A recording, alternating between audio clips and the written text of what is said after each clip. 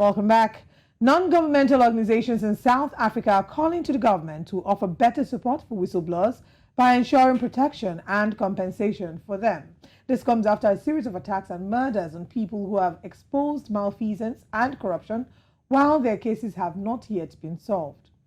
The State Capture Commission of Inquiry says several whistleblowers come forward with information, but some have since gone into hiding or had to flee the country out of fear. Recall that in August, whistleblower Corrupti0n was gunned down in front of a house after exposing the scandal on corruption in the procurement of protective health clothing in the midst of the COVID-19 pandemic. Really sad story. Her case is just one of the many that has put fear into the hearts and minds of potential whistleblowers. Joining us this morning to give more insights into this is the Executive Director at the Whistleblower House, CYNTHIA STIMPEL. She joins live from Johannesburg. Thank you very much for joining us. Good morning, and thank you for having me. All right. Whistleblowers House and the Ahmed Kathrada Foundation are among the organizations that have made a call for the protection. Let's talk about the incidences. I've mentioned one earlier, but what exactly are some of the incidences or the main reason that prompted you to make this call? The main reason is what we've seen, the victimization and the retaliation against whistleblowers. So whistleblowers come forward not out of maliciousness, but because they've seen a wrongdoing and they either push back against it, or they tell their seniors that this is not right, or they are forced to sign documents which they know is against the policies and procedures. So hence, once they speak out or speak up, they are retaliated against by either their seniors or people outside the organization. And many have so far either lost their jobs or have been killed, have been forced to leave our country.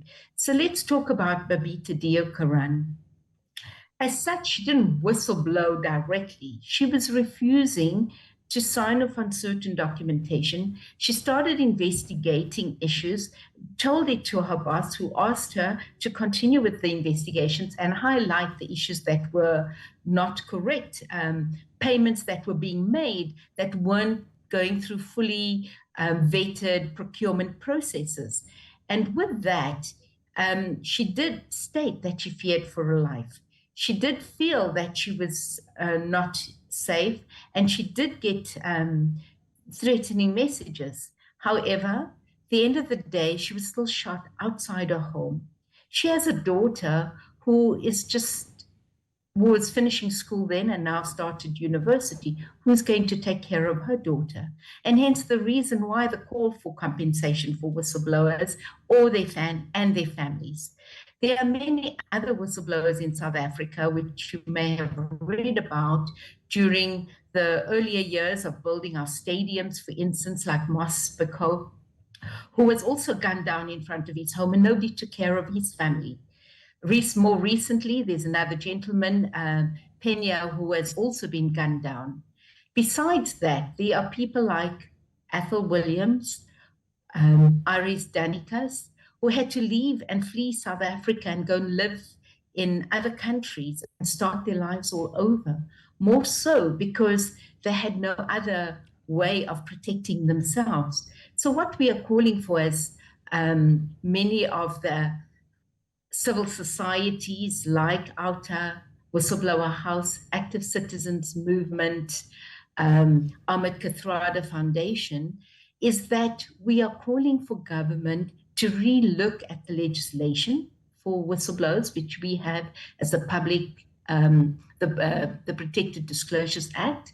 Secondly, is to ensure that protection is holistic, that it's not just from a safety measure, however, but also looking at the mental impact on that whistleblower and the families, looking at the financial situation where they lose their livelihoods and are unable to find any jobs, and then looking at the legal implications, which are exorbitant costs for whistleblowers.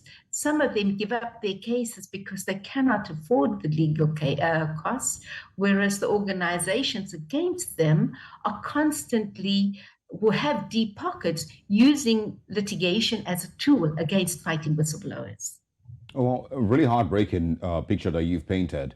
Of course, from some of the names, it's pretty. I would say it's pretty obvious. It would scare people from coming out and from speaking when they, of course, see crimes being committed, and from choosing to be whistleblowers. But I want you to talk about what this really says. About the criminal justice system in South Africa and maybe other parts of Africa, where whistleblowers can simply just be found and killed or chased out of a community. Does it tell much about what the government really feels about the criminal justice system and about exposing crimes? Our government has publicly stated that whistleblowers needs to be protected. Our president himself has stood before the State of the Nation address in front of our State Capture Commission and said whistleblowers need to be protected. However, what we're finding at this point in time, that it's just mere words.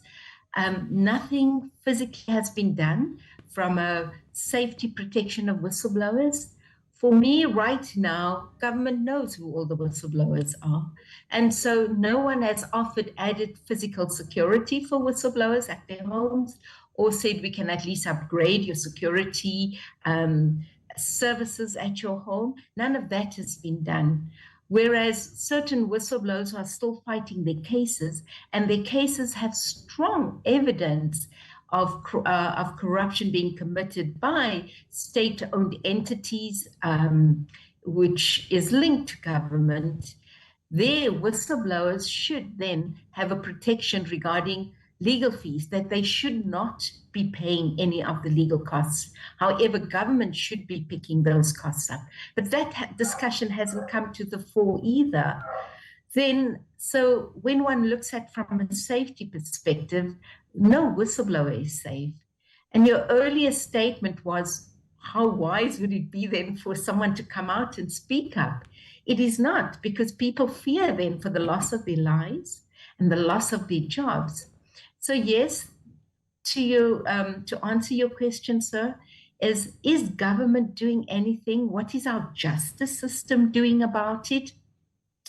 To date, they have stated also publicly that they will be working on the legislation.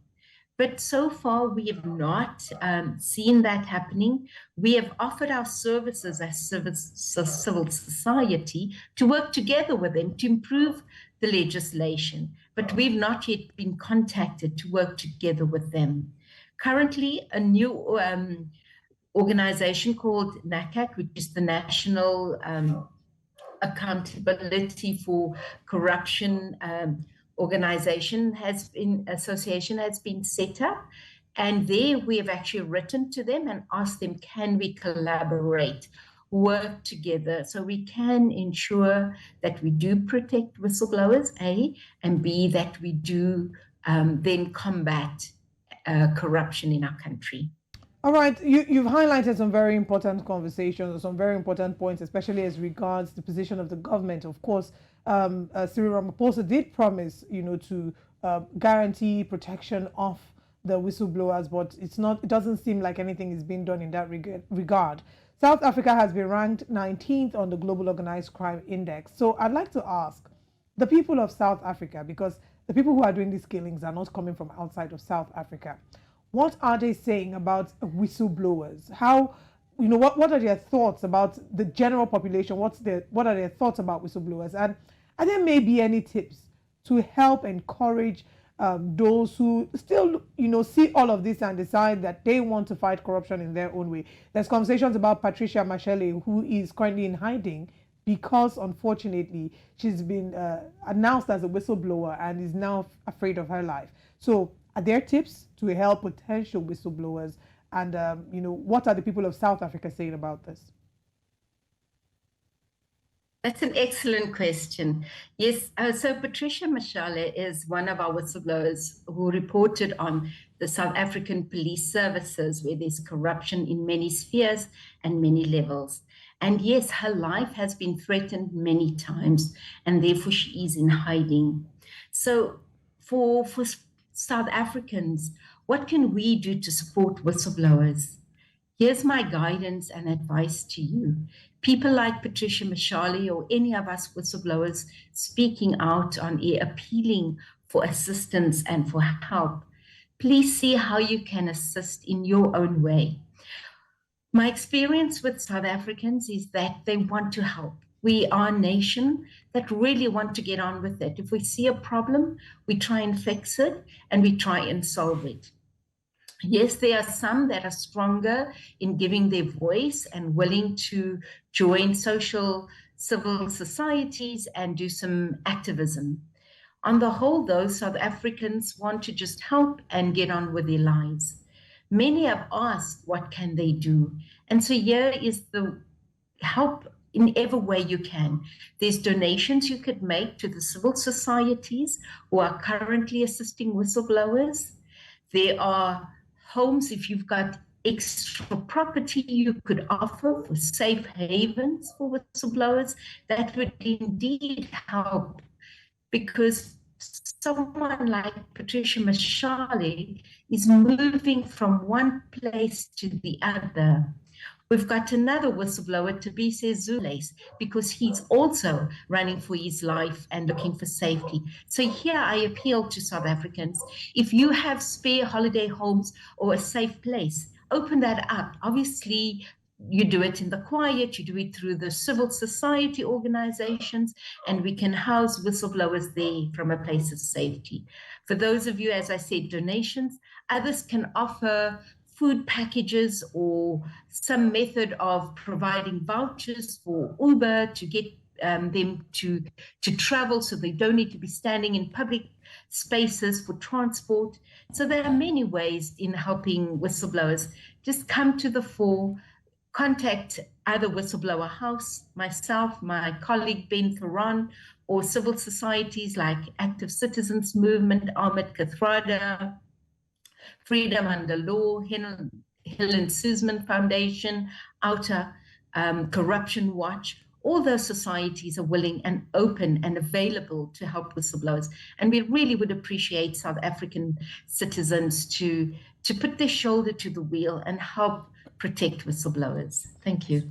Cynthia Stimpeil, thank you so much for your time this morning.